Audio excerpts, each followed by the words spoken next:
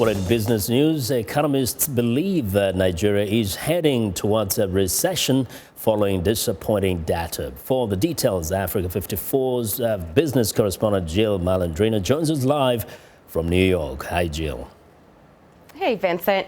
So the National Bureau of Statistics announced that Nigeria's economy contracted 0.4% in the first quarter of this year, and it is likely that the second quarter will not look much better.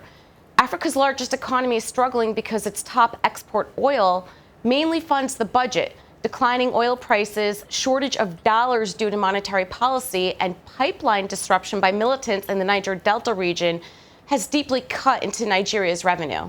Now, Jill, is there anything the government can do? Because it seems like there has to be some flexibility, especially with the monetary policy.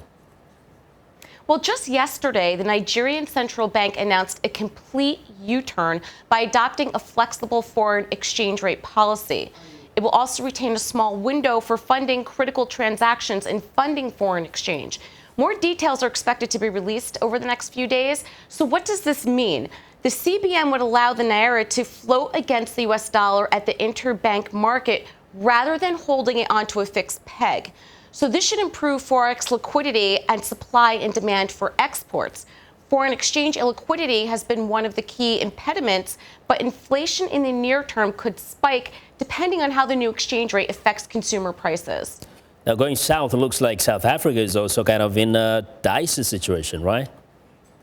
Right. Well, the continent's largest industrial nation could potentially see a recession as well, for many of the same reasons Nigeria could. Just like with crude oil, metals and mining jobs have been lost as global prices fell. Inflation and fuel prices are high because of the weaker rand. This puts a lot of pressure on households and their ability to spend. And this is why commodity dependence needs to be weaned and other sectors like manufacturing technology emerge as Africa's economies transition. Well, quite a lot happening there. We just hope for a turnaround, hopefully, in the coming months. Thanks a lot, Jill, for your reporting. Thank you. Africa 54 business correspondent Jill Malandrino reporting live from New York.